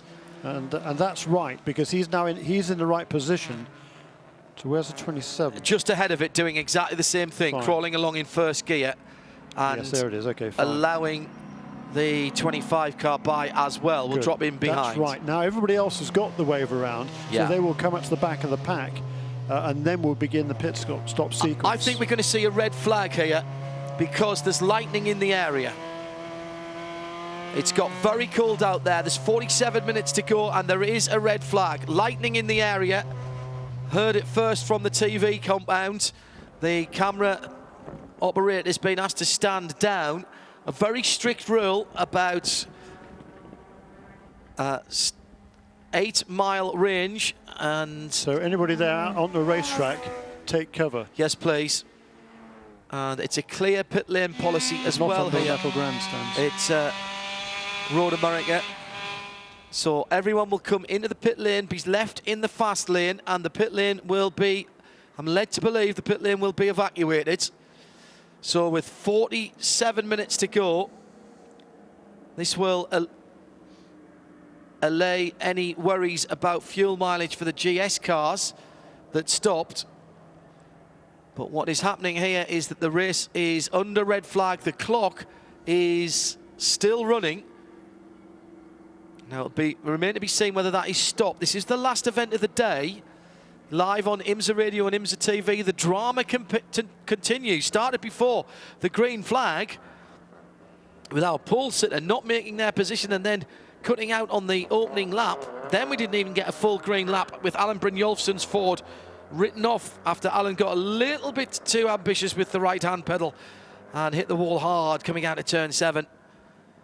We've had a great battle at the head of the field. The strategy was just playing out with the GS and the ST field.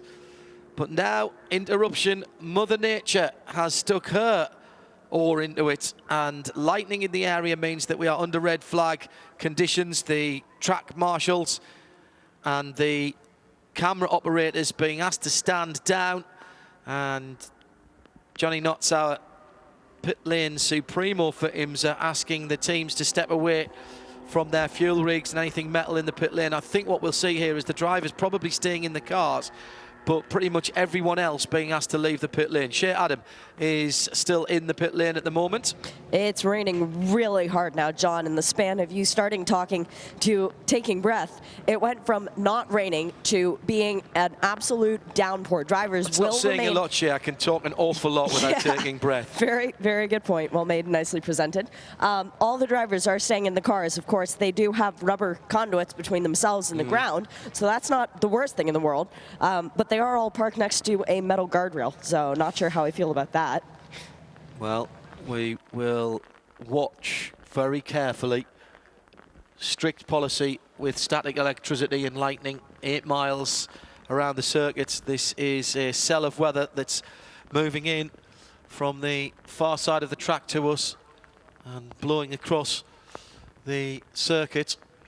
It looks like it might blow through, but with lightning in the air, it's almost as if it's swirling around us at the moment. Yeah, well, it did the same yesterday, didn't it? Yeah, Because it it was did. just a small pocket of rain, and it just didn't really go anywhere.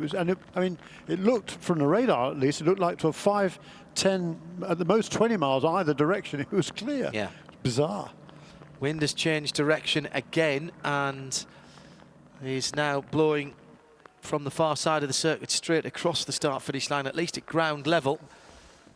So I'm afraid to tell you that we are under red flag conditions. If you're here at the circuit, please find yourself some cover out of the rain, and preferably not under a metal grandstand, please. There is lightning in the air.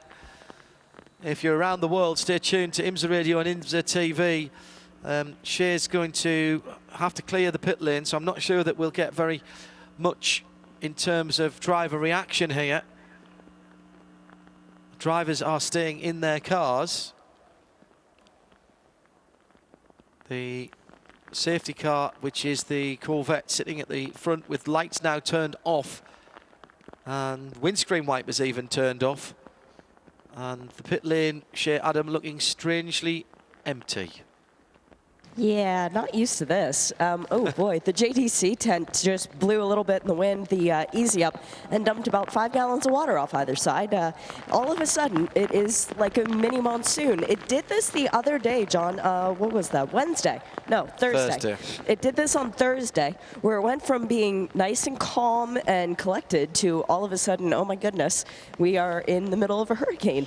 But the weird thing was, on Thursday, there was rain, but not a great deal of wind.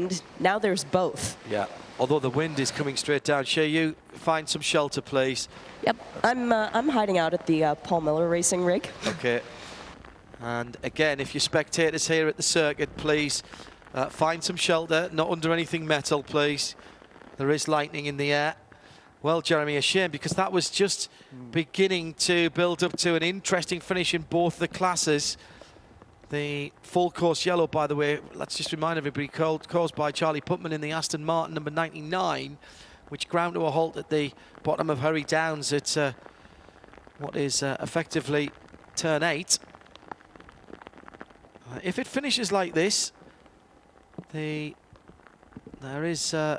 are championship implications, both in ST and GT, although at the minute, Jeff Mosing not having pitted, if it was to be called now, he would be the winner in ST. He'd be third in ST, actually. Oh yeah, the 27 and the 25. Yeah, of course, I forgot about those. Having not yet pitted. Yeah, along with him. Correct. So yeah, you're right. If it's called now, he'll be praying for that scenario. But if it doesn't, then those top 3. As we have them right now, top 4 actually will go to the back. And after those pit stops, the number 84 car came into the pits in the lead, ahead of number 73 Mini. But after the pit stops, the Mini of Matt Pombo, having taken over from Derek Jones, is now ahead of Tyler Cook in the BMW. And Christian Shimjak, after a brilliant first stint by Christopher Stone, having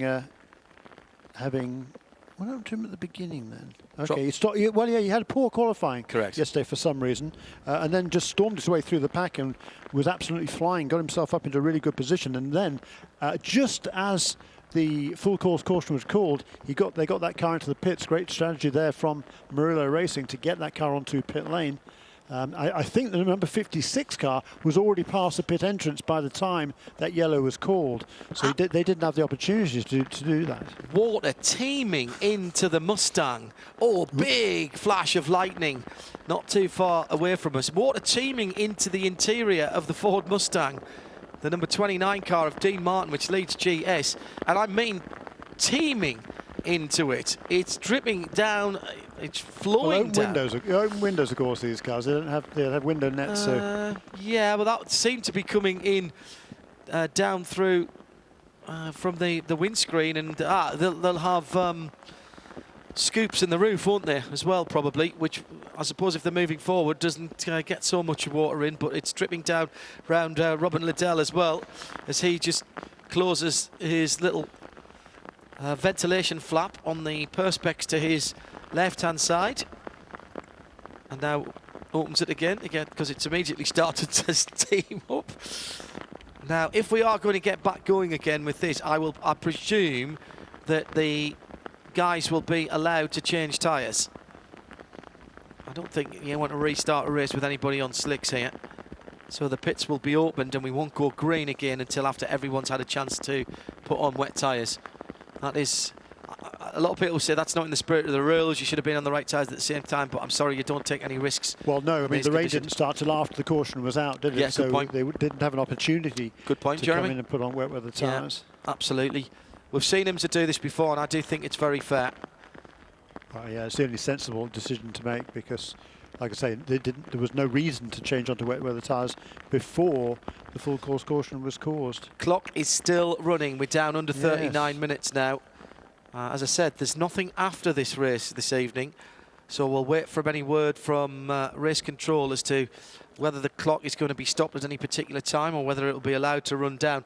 Ironically, there is clearer sky and brighter sky from the direction that the weather is coming. How long it will take to get here, I'm not an expert. No, even the experts aren't experts, in fairness. That's true. Yeah, and that's what we had yesterday because... Correct. Again, the radar, the weather appeared to be coming from the west again, directly towards where we're sitting here in the tower on the front straight. But it just lingered and lingered and lingered. And if we have the same problem again, then the time is going to expire. So we'll have to wait and see, as you say, what happens with the decisions from race control. But certainly they made the right call now, no question about that. They had to, with lightning in the area and that big thunderclap that we just heard, no alternative but to throw the red flag. Yeah, I agree with that. Shea Adam in the pit lane, it is brightening, but it doesn't seem that the rain is easing off at all. I can hear it on the roof of wherever you're standing. That would be the Paul Miller tent because they were nice enough to take me in for shelter. But no, it's still pouring and it's still blowing in about 4 feet to where the tent is if you go stand too close.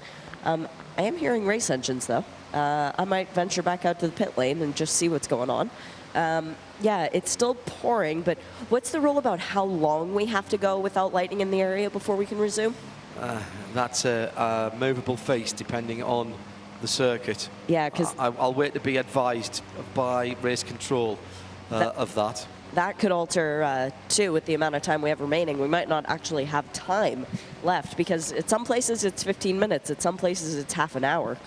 I think it's just the Audi, the 75 of Roy Block and Pierre Kleinebing that's fired up. Those are the only brake lights I can see. Maybe that they've just put the blowers on that car. Remember, that did start life as a street car, and they may be just blowing a little bit of air through. No worries about fuel mileage at this point. So it can easily start up that motor and just run the demisters. on that car. I wonder if one or two people might do that if they've got that ability to do so. Try and keep the inside of the car from getting too bad. It's brightened up significantly, but the rain's still teeming down here. We're live trackside, IMSA Radio and IMSA TV together. Jeremy Shaw and John Hindhaugh in a rather chilly but very dry IMSA broadcast centre. Shea Adam, our Continental Tire pit lane reporter, is the one braving the conditions at the moment. We're under red flag for adverse weather conditions. Lightning in the area. The corner workers and, of course, our camera operators been asked to withdraw. The cameras have been left on but locked off. The very sensible decision when that decision came through, when that was coming through from TV. I heard it about 60 seconds or so before the red flag was coming out here.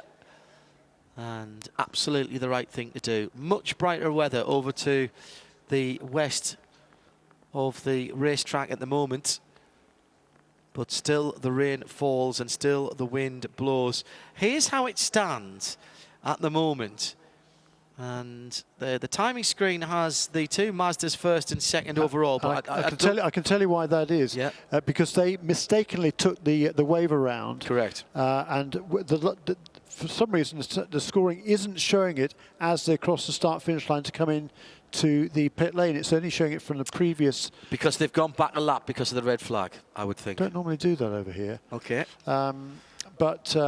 So they've now taken up their rightful positions at the back of the field. So at the front on the pit lane is the number 59 Ford.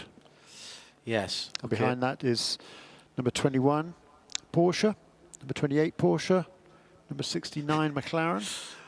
I've just had one of the most interesting weather reports ever. Shea Adam, repeat that over the air, please. The rain is tolerable now. Tolerable. Yeah, yes. it's not pelting you. It's not causing pain to stand out in it. It's still cold, and it's still coming down at quite a good pace, but it's no longer biblical. Thanks, Shea. Shea Adam down there braving the conditions with the rest of the officials in the pit lane and our teams, of course. Good opportunity, whilst it's quiet, to say thank you very much to our volunteer officials, marshals, corner workers, all of our track services and recovery services personnel, as well, of course, as our camera operators for not just this race, but the whole season, and indeed not just here, but at every racetrack around the world. And we simply could not go motor racing without the time that you give up and the dedication that you put in. Thank you very much indeed. It's at times like this that we really realise how much we appreciate your diligence and your professionalism. And I mean professionalism in the largest possible sense. I know that it's not necessarily a paid occupation. It's done for the love of the sport.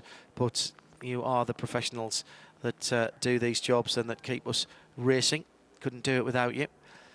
Coming down towards 30 minutes now, with the clock still running, and very much brighter now, with the worst of those low thunderclouds having cleared away to the south and east of the racetrack, but the rain still falling.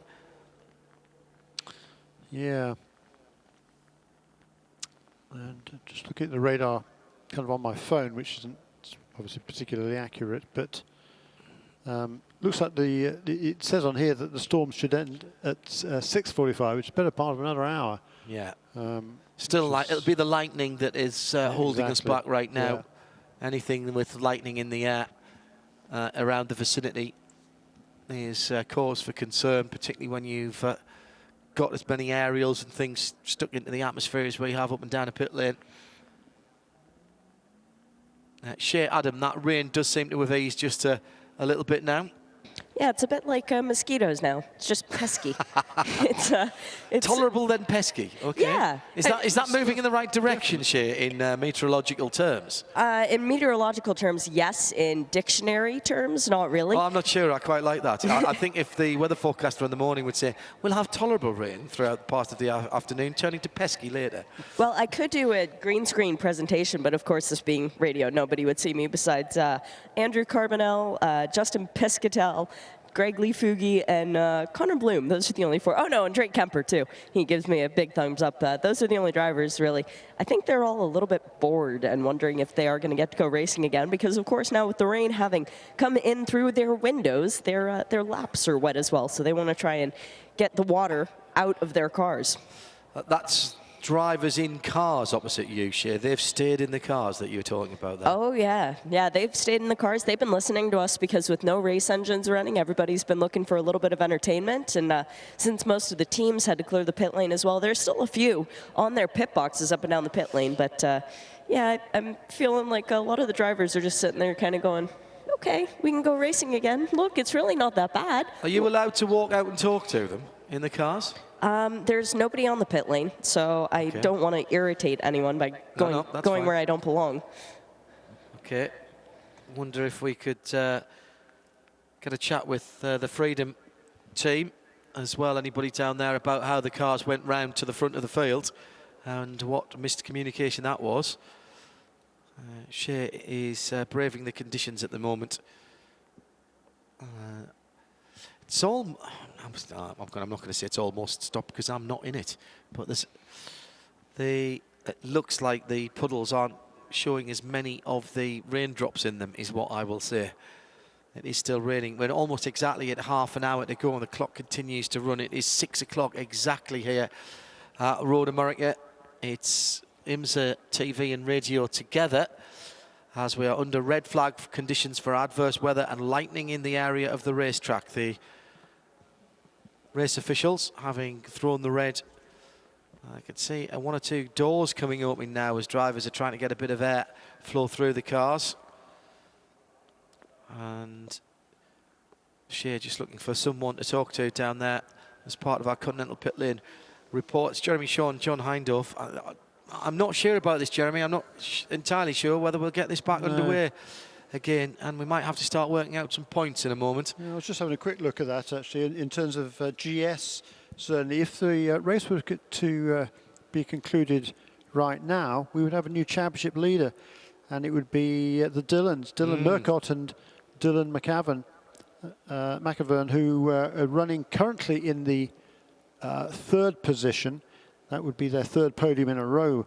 They came into this race 6 points behind the leaders, Cameron Castles and Trent Hinman, who are currently in the 9th position. And that would score them 22 points. And for 3rd position, you get 30, so it would be an 8-point swing. So that would put them 3 points ahead going into the final 3 races of the season. Wow, what a finale that would bring. Yeah. It's going to close up behind them as well because Mark Miller and Till Bechtelsheimer are ahead of Trent Hinman and Cameron Castles as well. That's true. Although further down the field, so the points differential gets a little less. The 33 car in 7th position. The championship leaders coming in here, the 12 Body Motion Porsche in 9th. So that's quite a big swing, isn't it, there in points to the Dylans, but not quite so much for Miller and Bechtelsheimer, but they weren't that far behind. No, the Miller and Bechtelsheimer, they are, they're just 2 positions ahead of Hinman. That's 2 extra points, so they'd get a little bit closer. Nico Ronde ahead of them, so that's the Keegan and Ronde McLaren. So they're going to club. Mike, we're going to have 4 or 5 teams within shouting distance of each other here. Yep. Yes, we are. Well, which we have now. I mean, coming into this weekend, the top 5 were covered by only 12 points. Let's have a quick word with Stephen McAleer down in the pit lane with Shea and this Continental Tire pit lane report. Well, Stephen, we're all trying to figure out what's going to happen, but moreover, were you guys able to figure out how you were able to get to the front of the field? Yeah, you know, I think we've all the teams have been playing a similar strategy, waiting on this rain coming. You know, I don't know if that's going to help us or hurt us. The bigger concern we have right now is if they send a pace car out, GS stops next time by, and then ST stops the following lap, there's probably half the ST field, certainly us, or I don't think we can make those 2 slow laps behind the pace car. So hopefully IMSA looks at it and they make a calculated decision here so that we don't end up with cars stopped on the racetrack. There's only 25 minutes of this race left. And yeah, if it goes green and then we make it on field, it's going to be a nice sprint race to the end. So you guys wouldn't be able to make it because of fuel, yeah? Yeah, that's correct. We're pretty much, those two will laps there under caution. And again, I'm sure same as the ST field, the rest of them, we're literally down to 0 fuel. So another 2 laps behind the pace car, there's a pretty confident guess that one or both of our cars are not going to make it. Was race control satisfied when you guys took the pass around and then stopped out on course to let the rest of the field go by? There's no additional penalties? You know, I'm not sure. I think we were all busy watching the weather. That the grid is so mixed up right now. We don't know who's on new tires, who's on wets. I think the GS field has all pitted already, so they should be good to go. And but yeah, we'll just sit tight. Hopefully we get our new tires, and I mean, you guys are gonna have a lot of fun in the box watching this one. Either that or we don't restart, and then you're sitting good too. So good luck. Yeah, thank you. We wouldn't mind that, but we don't want to win on default. I know this is a place that we struggle a little. Yeah, well, maybe we don't need to go back out, right? The point there is they've not made their stops, Jeremy, and let's take away at the moment the potential for a penalty and that wave by.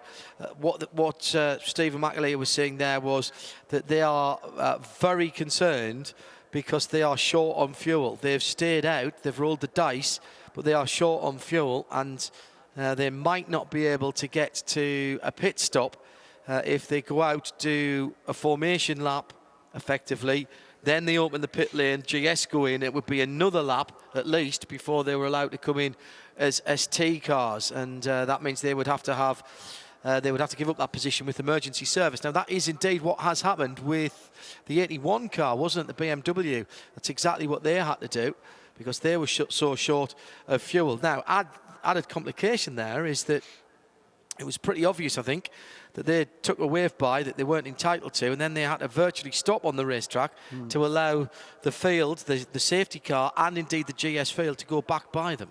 Yes, so credit to Stephen for avoiding that answer. Yeah, he did. Question. Very nicely dodged.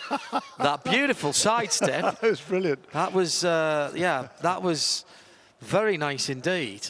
The Scottish three-quarter line would love that in rugby league, or rugby union, should I say. Absolutely lovely. That was a beautiful swerve.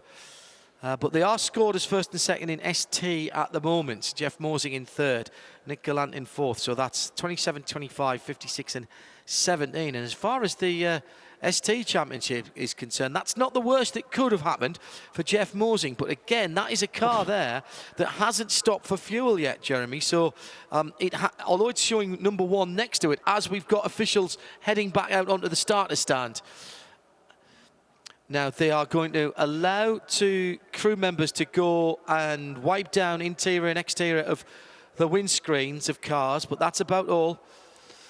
No one's got dry cloths at the moment, I'm hearing, from the pit lane. Yeah, Jeff Mosing stayed out. Now, there's a number 1 next to everybody, unless there's a number 2 in the pit stop column, if you're watching away from the track on live timing and scoring. The ones with number 1 next to them haven't made a pit stop. They've only come into the pit lane for the red flag, and so they are perilously close on the fumes of their fuel allowance, having run well into and over the hour on the ST field. So they are going to want to get back to the pits as quickly as possible. Shea Adam, a movement in the pit lane.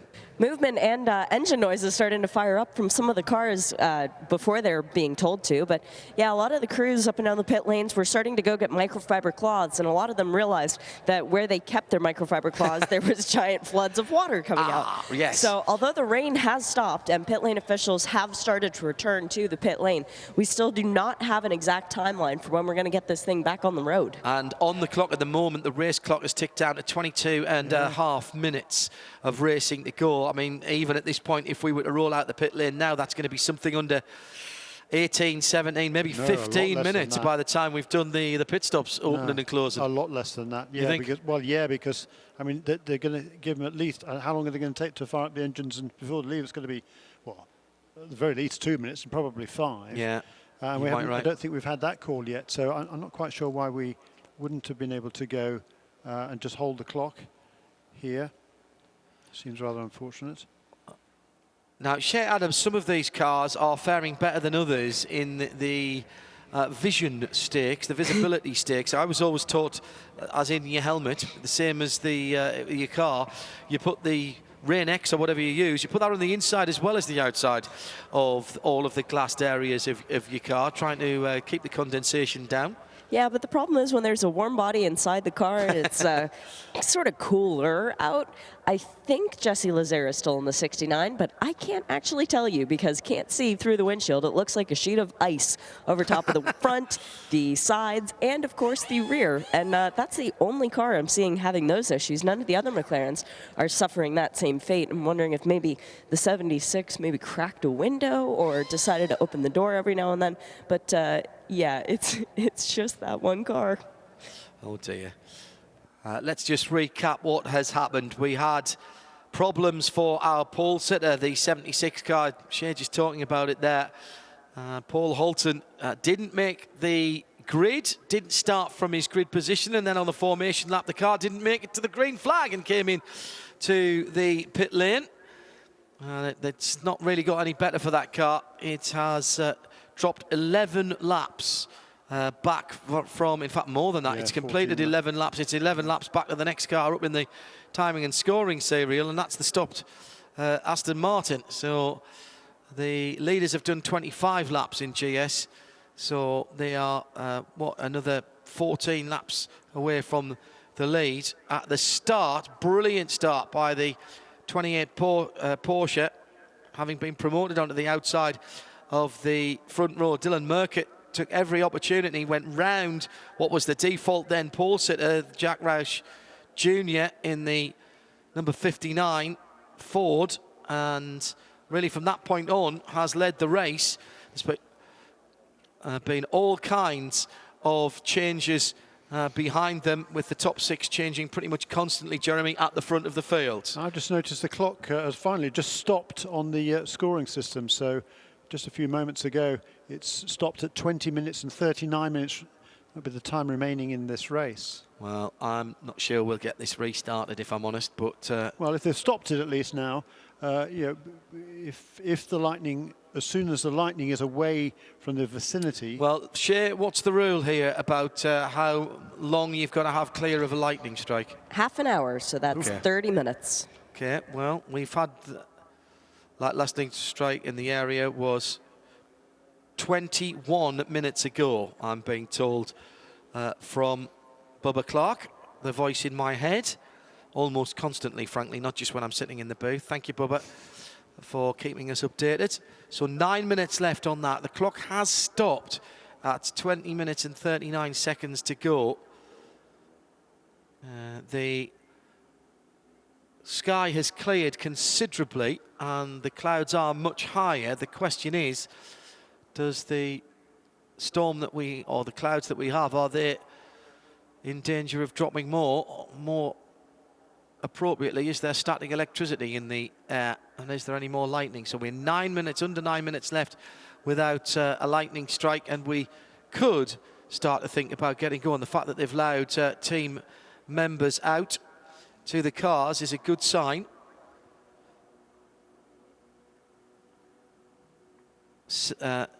The ruling is 30 minutes away, or until the storm is heading away. I know it's over 10 miles. 30 minutes is safest, is what we're hearing. So 30 minutes from that last lightning strike will be up in around about 8 minutes time, 7.5 minutes time actually from now. And now, interestingly, I've got 2 different countdown clocks that I'm looking at now. On the timing screen, the countdown clock has stopped at 20 minutes and 39 seconds. On our TV monitors, it has continued to count down and now sits at 17 minutes and 20 seconds. Yeah, so we'll get a ruling on that in a moment as well. We're live trackside, not looking at any racing at the moment, but still having things to debate. Jeremy Shaw and John Hindhoff in the booth. Shea Adam with a weather system that seems to have almost blown through. Has the rain actually stopped now, Shea? Yeah, the rain has stopped. Well, it's drizzling now, so it's gone the step below pesky. It's just sort of there. It's still cooled down a lot, yes. And the drivers are going to have trouble getting heat into Continental tires, whether they're wets or dries. The dries for the initial lap out, but I'm just standing here talking with Johnny Knotts. We're trying to figure out what's going on because he seems to think that the clock should keep running during a red flag. It's not like Lime Rock where we have a curfew and need to be done at 6:30, and all these cars do have headlights. The sun goes down quite late since we are up in the north portion of the country. But yeah, there's a little bit of confusion as to when we're going to get things restarted and for how long. That's the Continental Tire pit lane report from Shea Adam. There does seem to be some movement towards getting cars ready to run. We'll give you the news as soon as we get it. And looking behind me to race control, Jeremy's looking behind, I'm looking behind. In front of us is the flag stand, which is where we would see a checkered flag. The red is still flying out there, and we do have Dennis Paul, one of our 2 starters, and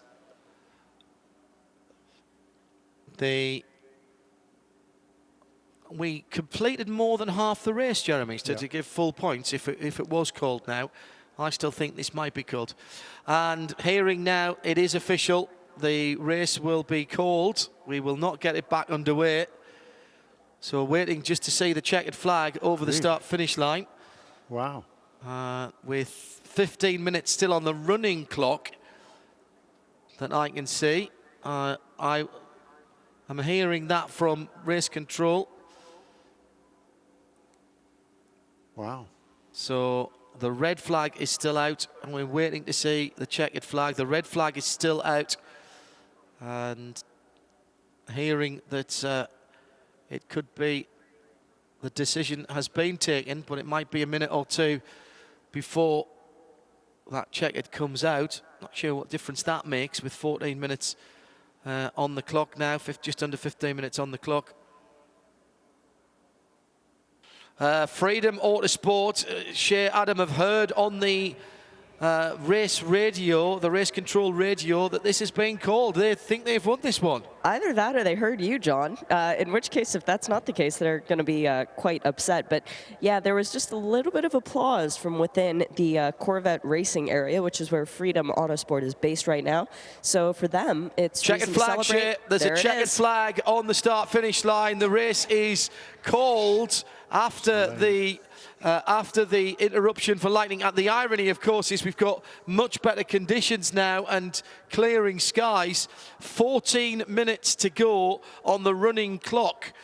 But with the cars all in the pit lane and on the wrong tyres, not sure the thinking behind that. Hopefully we'll get a word from race control as to the workings out. But full points will be awarded. And the timing screen has now been adjusted to show that Dean Martin in the 59 Ford has been given the win from Dylan Matchovan in second place. And the points will be awarded as full. Jesse Lazaire in third, Robin Liddell in fourth, the 57. Nico Ronde picking up handy 5th place points for the 77 McLaren. Mark Miller, the 77 car in 5th, 6th place, 33. I'm going down the GS because I'm waiting to see what's going to happen with ST. At the moment, it is Freedom first and second, but I'm waiting to see what happens. And the first 1, 2, 3, 4 cars in ST have not had their second driver in there. So they won't have done their 45 minutes. True. Now, you can claim force majeure for that, of course. Yeah, well, they've got some decisions to make here in race control because normally if the race is shortened, then the amount of time that second drivers have to do is shortened. So I'm not quite sure what they're going to do here. And the timing screen has been updated to show Mazda's first and second, 25 and 27, by dint of the fact that they didn't stop. And they're running on fumes at the moment. Same for Jeff Mosing in third position, and Nick Gallant in fourth for the RS117 car.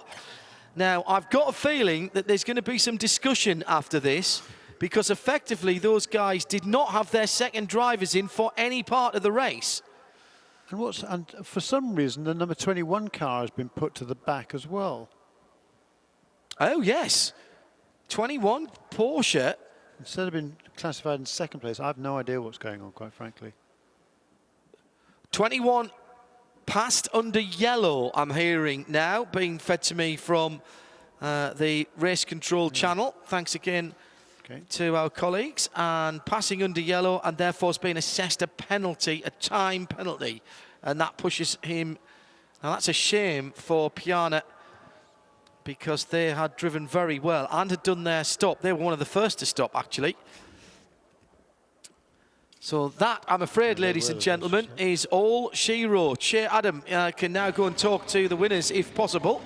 Well, yeah, I'm actually standing next to the 25. Chad McCumbee waved me over. He said, we didn't get to put Stephen in the car, so what's the deal? And I said, well, it's extenuating circumstances. So that's something that will be argued after the race. But for now, congrats, my friend. You won this one.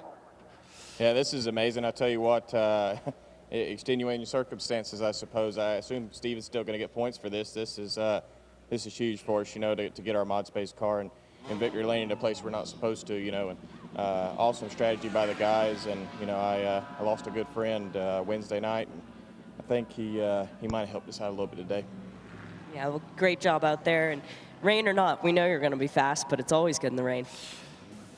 Yeah, that's an interesting one. I can also just had the ability to review the pass under yellow by the 21 car. And it was the 84 that they went by, the BMW, and clearly passing under yellow coming out of Canada Corner and up towards turn 13. And also the 34 car, the Christian Simchak car, penalised for a pit lane infraction, leaving with pit lane equipment, viz the fuel hose still attached. So that's why that car has gone down the standings as well, I believe. Both of those cars assessed penalties.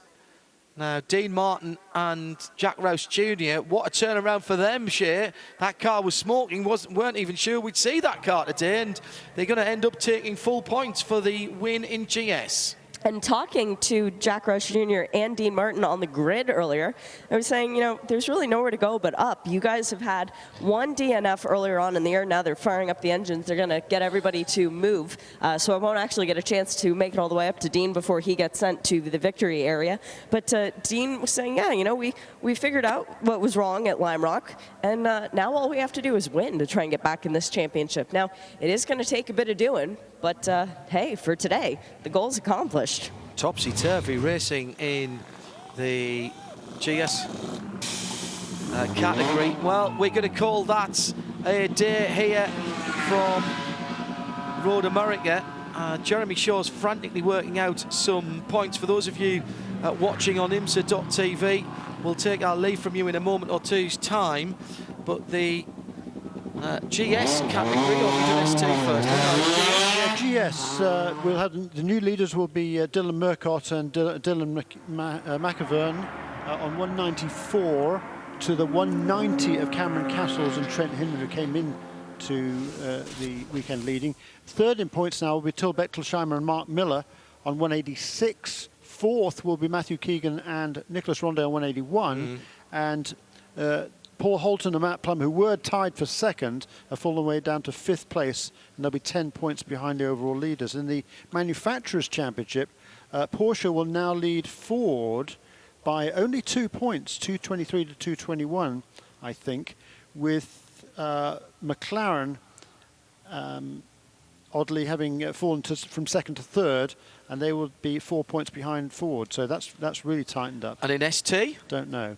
But what I can tell you is that I think Jeff Morsing should actually increase their lead, because Nick Gallant were finished behind them, and they were the next car in. So they've stretched it for the difference between first and second point. by a couple of points, and everybody else is further behind them. So not such a shake-up in ST, and Jeff Morsing, by dint of not having stopped, of course, will get that. Now, those are all very provisional right now, particularly in ST, because there may well be some discussion about people who hadn't done pit stops that required the second driver getting in. Ironically, the countdown clock is just under 7 minutes now, and we've got raceable conditions. So that is, I'm sure, going to be a source of some discussion in the paddock. We're back in 3 weeks' time at Virginia International Raceway, VIR, for the next round of the Continental Tire SportsCar Challenge. I'm sorry we haven't been able to bring you the full complement of laps or time here for this round from RoadAmerica.com. My particular thanks to Shea Adam, our Continental Tire pit lane reporter, who was out in the weather, to Jeremy Shaw, sitting alongside me, John Hindhoff, and to our executive producer back in London, where it's very, very early in the European morning. That was Tim Gray, making sure we got to air today. And thanks to all of our NASCAR Productions team here on site, particularly our camera operators today, who really did a fantastic job. Hope you can join us for the rest of the Continental Tire SportsCar Challenge season, and indeed that you'll come back for our live coverage of the Continental Tire Road Race Showcase. We've got more racing tomorrow, a Porsche race and a Lamborghini race, and of course the IMSA WeatherTech Championship. But from the Continental Tire SportsCar Challenge, rain-delayed, rain-stopped race here with lightning in the air. A win for Dean Martin and Jack Rouse Jr. in the GS class, and for the Freedom Motorsport Mazdas first and second in ST. I'm John Hindhoff. Thank you for joining us, and bye for now.